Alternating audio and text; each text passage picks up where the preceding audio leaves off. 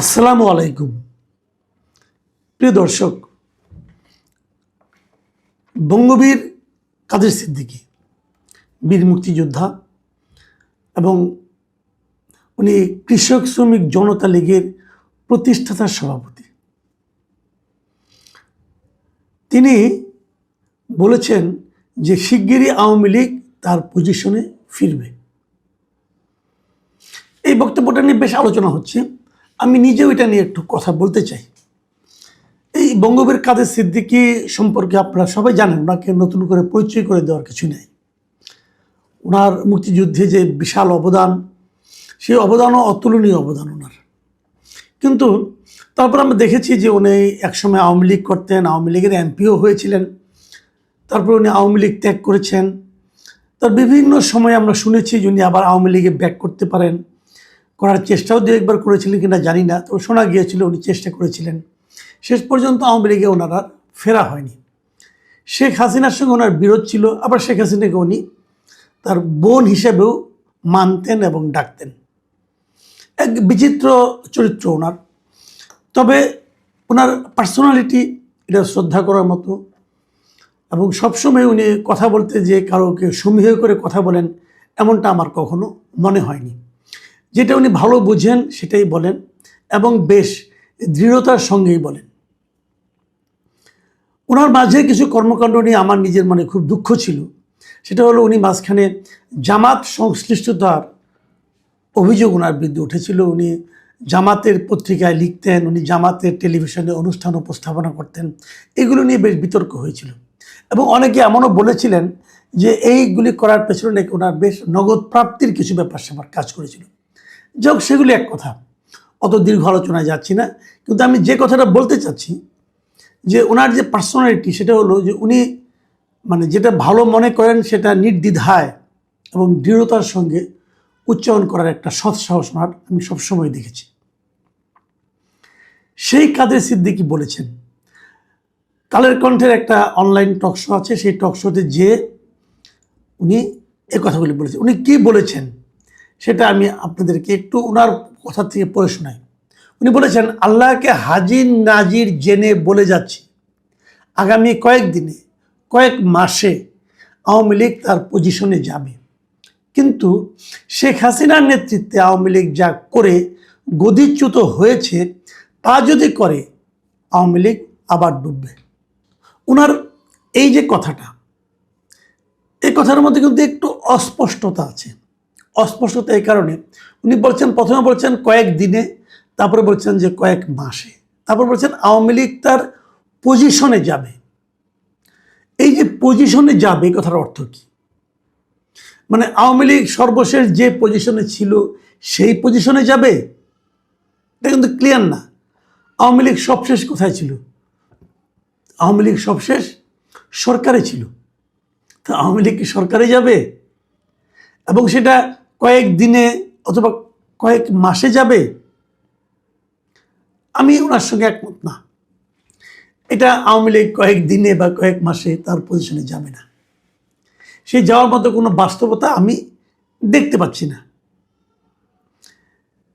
দেশের মানুষ আওয়ামী লীগকে কয়েক দিনে অথবা কয়েক মাসের মধ্যে আবার আগের মতো করে ক্ষমতায় বসাবে, এরকম মনে করার মতো কোনো কারণ আমি দেখি না। তারপর উনি বলেছেন যে কিন্তু শেখ হাসিনার নেতৃত্বে আওয়ামী লীগ যা করে গদিচ্যুত হয়েছে, তা যদি করে আওয়ামী লীগ আবার ডুববে। আবার ডুববে মানে কি? তাহলে একবার ভাসবে তারপর আবার ডুববে। আওয়ামী লীগ ভাসবে কি না সেটাই তো নিয়ে আলোচনা হচ্ছে। তো আপনি আওয়ামী লীগকে এক মাসের মধ্যে কয়েক মাসের মধ্যে উঠিয়ে আবার ডুবিয়ে দিচ্ছেন। যদি আওয়ামী লীগ আগের মতো আচরণ করে তাহলে তো ডুববেই। শেখ হাসিনা যে আচরণটা করেছিলেন, ওই আচরণটা যে কোনো দল করুক, আওয়ামী লীগ করুক, যে কোনো দল করুক, সেই দল ডুবতে বাধ্য। কারণ শেখ হাসিনা মূলত কি কাজটা করেছিলেন? উনি মূলত জনগণের ক্ষমতাকে অস্বীকার করেছিলেন, জনগণের ক্ষমতাকে উনি অপমান করেছিলেন। জনগণের ক্ষমতাটা কি? ভোট দেওয়ার ক্ষমতা। আপনি জনগণের কাছ থেকে ভোট দেওয়ার ক্ষমতাটাকে কেড়ে নিয়েছিলেন। তো সেই কাজ যেই করবে ভাই, সেই ডুববে। এটা বলার জন্য বঙ্গবীর কাদের সিদ্দিকী হওয়া লাগে না। কিন্তু প্রথম যে কথাটা বললেন, সেই কথার হয়তো আমি শাব্দিক অর্থ করলে হয়তো আমি একটু দ্বিমত পোষণ করতে পারি। কিন্তু যদি আমি ভাবগত অর্থটা ধরি, ভাবগত অর্থ বলতে এটা যে আওয়ামী লীগ ব্যাক করবে বাংলাদেশের রাজনীতিতে, এটার সঙ্গে আমি একমত। আওয়ামী লীগের ব্যাক না করে কোনো উপায় নাই। এই জন্য নাই যে আওয়ামী লীগের মধ্যে একটা এত বড় দলকে একদম ডুবিয়ে দেওয়া যায় না, একদম নিশ্চিহ্ন করে দেওয়া যায় না। এটা যারা না মানবে তারা ভুল করবে, এবং সেই না মানার প্রবণতা কিন্তু আমি সমাজে দেখি। ডক্টর মোহাম্মদ ইউনূস একটা নির্বাহী আদেশে, একটা কালো আইনের মাধ্যমে আওয়ামী লীগের রাজনৈতিক কর্মকাণ্ডকে নিষিদ্ধ করেছিলেন যতদিন না আওয়ামী লীগের বিচারটা শেষ হয় ততদিনের জন্য। তো আওয়ামী লীগের বিচার কি শুরু হয়েছে? শুরু হয়নি। এটা হলো একটা শুভঙ্করের ফাঁকি। আপনি যদি আওয়ামী লীগের বিচার যদি এখন 10 মাস পরে শুরু করেন, অথবা 1 বছর পরে শুরু করেন, 10 বছর পরে শুরু করেন, তাহলে তো ততদিন বিচার হবে না। তাহলে ততদিন আওয়ামী লীগ কি নিষিদ্ধ থাকবে? ততদিন আওয়ামী লীগ কোনো পলিটিক্যাল কাজকর্ম করতে পারবে না? এটা সম্ভব না। যারা ভাবছেন এখন, আপনারা জানতেও পারবেন না কবে স্ফুলিঙ্গটা জ্বলে উঠবে। এটাই হয়। শেখ হাসিনাও বুঝতে পারেনি জনগণ কবে তার বিরুদ্ধে বিদ্রোহ করবে, আগের দিনও বুঝতে পারেনি। কারণ এই জনগণের যে বিদ্রোহটা, এটা মানুষের মধ্যে ক্ষোভটা জমতে জমতে জমতে এই পুঞ্জীভূত ক্ষোভ যখন বিস্ফোরিত হয় তখন আর কিছু করার থাকে না। তো সেরকম বিস্ফোরণের অপেক্ষায় কি এই সরকার থাকবে? আমি সরকার কথাটা বললাম কেন? বললাম এই কারণে যে ডক্টর ইউনূস যে অধ্যাদেশটা জারি করেছিল আওয়ামী লীগের কার্যক্রম নিষিদ্ধ করে, সেই অধ্যাদেশটাকে কিন্তু এই বর্তমান সরকার আইনে পরিণত করেছে। ডক্টর ইউনূসের অনেকগুলো অধ্যাদেশকে যখন তারা আইনে পরিণত করেছে, তার মধ্যে এটাও ছিল। তার মানে এখন আইন করেই আওয়ামী লীগকে তার কার্যক্রমকে তার বিচার শেষ না হওয়া পর্যন্ত নিষিদ্ধ রাখা হয়েছে। তাহলে এখন করণীয়টা কি? করণীয় হতে পারে দুটো। একটা হলো তাড়াতাড়ি বিচার শুরু হবে, এবং বিচারে যে সিদ্ধান্ত হয় সেটাই হবে। বিচারে যদি আওয়ামী লীগের রাজনীতিকে নিষিদ্ধ করা না হয়, তাহলে আওয়ামী লীগ রাজনীতি করতে পারবে। আর যদি রাজনীতিকে নিষিদ্ধ করা হয়, তখন আওয়ামী লীগ রাজনীতি করতে পারবে না। তো বিচারিক আদেশ একটা, আর নির্বাহী আদেশ আরেকটা। তো বিচারিক আদেশটা কি হয় সেটার জন্য আমরা অপেক্ষা না হয় করতে পারি। কিন্তু এখানে যে কথাটা বলা হচ্ছে সেটা হলো, যে কথাটা নাকি মানে কাদের সিদ্দিকীও বলেছেন, যে যদি আওয়ামী লীগ আসে, তো সে আওয়ামী লীগটা কীভাবে আসবে? শেখ হাসিনার নেতৃত্বে আসবে? শেখ হাসিনা যেভাবে আওয়ামী লীগকে চালিয়েছে সেভাবে আবার চলবে? এটা নিয়ে কিন্তু একটা বড় প্রশ্ন। অনেকে এরই মধ্যে বলা শুরু করেছেন যে আওয়ামী লীগ আর শেখ হাসিনা এ দুটো হলো অঙ্গাঙ্গিভাবে জড়িত। শেখ হাসিনা ছাড়া আওয়ামী লীগ তারা চিন্তা করছেন না। এটা ভালো, এটা তারপর নেত্রীর প্রতি প্রেম থাকতে পারে, অথবা শেখ হাসিনা এমন একটা জায়গায় চলে গিয়েছিলেন, তিনি এমন একটা চেহারা, এমন একটা ব্যক্তিত্ব, তারা তার বিকল্প কাউকে আর ভাবছে না।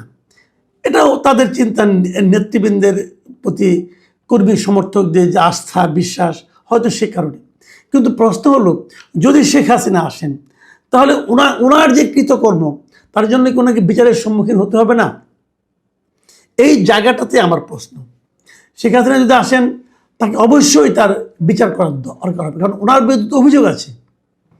এই যে এতগুলি শিশু মারা গেল, এতগুলি মানুষ মারা গেল জুলাই আন্দোলনের সময়, সেই সময় সরকার প্রধান যিনি ছিলেন, তিনি কি হত্যাগুলোর দায় এড়াতে পারবেন? তাহলে ওনাকে, যে কথাটা কাদের সিদ্দিকী নিজেও বলেছেন, দেখেন উনি কি বলেছেন। উনি বলেছেন যারা শেখ হাসিনা সরকারে ছিলেন, যারা অতিরিক্ত করেছেন, দেশে আইন শৃঙ্খলা আছে, আইনের বই আছে, সংবিধান আছে, সেই অনুসারে তাদের বিচার হবে। দরকার পড়লে শেখ হাসিনারও বিচার হবে। এটা কিন্তু কাদের সিদ্দিকী নিজেও বলেছেন। মানে যারা বাড়াবাড়ি করেছেন, যারা অন্যায় করেছেন, যারা অনিয়ম করেছেন, তাদের সকলের বিচার হতে হবে, এটা কাদের সিদ্দিকীর মত। এবং তিনি সে সঙ্গে এটাও বলেছেন, কিন্তু দলীয়ভাবে নিষিদ্ধ করা, কার্যক্রম বন্ধ রাখা, এটা যারা করেছে তারাই অন্যায় কাজ করেছে। যে কথাটা আমিও বললাম, আমি ওনার সঙ্গে একমত। কিন্তু যে আপনি দল নিষিদ্ধ করতে পারেন না। আমি একটা উদাহরণ প্রায়ই দিয়ে থাকি, সেটা হলো, আপনি ধরে নেন একটা আপনার স্কুল অথবা একটা ছাত্রাবাস, তার পাশ দিয়ে ছাত্ররা রাস্তা দিয়ে হাঁটাহাঁটি করছে, সেখান দিয়ে একটা বাস যায়, এক বাস চাপা পড়ে হয়তো 2জন ছাত্র মারা গেল, স্টুডেন্ট মারা গেল। এখন স্টুডেন্টরা ক্ষিপ্ত হলো, ক্ষিপ্ত হয়ে বাসটাকে ধরলো, ড্রাইভারকে একটু গণপিটুনি দিল। তারপর আপনি করণীয়টা কি? আপনাকে ড্রাইভারকে পিটাতে পিটাতে মেরে ফেলবেন? আপনার দায়িত্ব হলো সে ড্রাইভারকে ধরে আইন প্রয়োগকারী সংস্থার হাতে সোপর্দ করা। তারা বিচার করবে এই ড্রাইভার কি অন্যায় করলো কি অন্যায় করলো না সেটা। কিন্তু আমরা কি দেখি প্রায় যে বাসটাকে আগুন ধরিয়ে দেওয়া হয়। বাসটার কি অপরাধ? বাসটা কি নিজে নিজে যে এই ছাত্রদের উপর উঠে পড়েছিল? তা তো পড়েনি। ছাত্রদেরকে মেরেছে ড্রাইভারের কারণে। ড্রাইভার ছাত্রদেরকে বাসটা চালিয়ে ছাত্রদের উপর উঠিয়ে দিয়েছে। তা দায় থাকলে ড্রাইভারের হবে। এখন আপনি যদি বলবেন এই যে এই ড্রাইভার 3 দিন 4 দিন ধরে না ঘুমিয়ে কাজ করছিল, তার মধ্যে ক্লান্তি ছিল, এই জন্য এরকম হয়েছে। আবার অনেকে বলতে পারেন তিনি হয়তো কিছুটা পানাহার করেছেন, কিছু পান করেছেন। অনেক ড্রাইভার তো মদ খায়, হয়তো খেয়েছেন, সে কারণে করেছেন। যে কারণেই করেন, বাসের স্টিয়ারিংটা যার হাতে ছিল তাকেই দায়িত্বটা নিতে হবে। তো জুলাই আন্দোলনের সময় বাসের স্টিয়ারিংটা কার হাতে ছিল? শেখ হাসিনার হাতে ছিল, শেখ হাসিনার মন্ত্রীবর্গের হাতে ছিল। তাহলে ড্রাইভার, কন্ডাক্টর এবং অ্যাসিস্ট্যান্ট যারা ছিল এদের সবাইকে বিচারের আওতায় আনেন, কোনো আপত্তি নেই। কিন্তু আপনি বাসটাকে পুড়িয়ে দেবেন কোন যুক্তিতে? তো আওয়ামী লীগের শাসনামলে আওয়ামী লীগ যারা চালাতো তারা এই কাজগুলো করেছে। ভাবুন তো একবার, এই আওয়ামী লীগ তো 96 সালেও ক্ষমতা এসেছিল, তখন কি তারা এরকম করেছে? করেনি তো। এই আওয়ামী লীগ তো স্বাধীনতার সংগ্রামে আমাদের নেতৃত্ব দিয়েছে, তখন তারা এরকম করেছে? করেনি তো।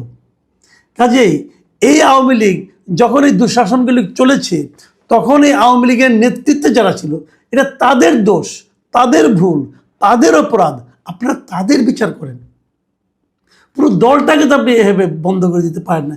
এই দলে অনেক নিবেদিত প্রাণ কিন্তু নেতাকর্মী আছে, যা নাকি আওয়ামী লীগের আদর্শে বিশ্বাস করে। আওয়ামী লীগের আদর্শ কিন্তু গণহত্যা নয়, আওয়ামী লীগের আদর্শ কিন্তু ফ্যাসিবাদ নয়, আওয়ামী লীগের আদর্শ কিন্তু মানুষের ভোটাধিকার হরণ করাও নয়। যারা এগুলি বলেন তারা মতলবী কথা বলেন। যেমন ধরেন আমি 71-এর কথা বলি। 71-এ যে ঘটনাটা ঘটেছিল, 71-এ যারা রাজাকার হয়েছিল, যারা পাকিস্তানি বাহিনীকে সহায়তা করেছিল, যারা মুক্তিযুদ্ধের বিরোধিতা করেছিল, তারা কিন্তু দলীয়ভাবে সিদ্ধান্ত নিয়ে করেছিল।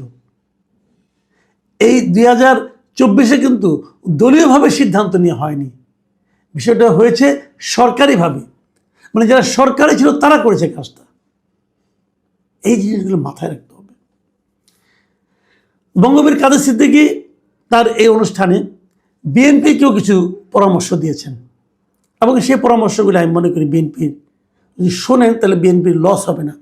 তিনি বলেছেন বিএনপি যদি শেখ হাসিনার নেতৃত্বে যেভাবে সরকারটা চলেছিল সেভাবে চলে, তাহলে তারেক রহমানের সরকারও ডুববে। মানুষের কথা শুনতে হবে, মানুষকে বিশ্বাস করতে হবে এবং মানুষের বিশ্বাস অর্জন করতে হবে। এই প্রত্যেকটা কথাই আমি মনে করি গুরুত্বপূর্ণ। এবং আমি মনে করি কাদের সিদ্দিকী একজন প্রবীণ লোক, একজন বর্ষিয়ান রাজনীতিবিদ, ওনার অভিজ্ঞতা অনেক। সরকার যদি কাদের সিদ্দিকীর এই অভিজ্ঞতাজাত পরামর্শগুলি বিবেচনায় নেন, তাহলে আমার মনে হয় সরকার ভুল করবে না। প্রিয় দর্শক, এখন এই পর্যন্তই। আল্লাহ হাফিজ।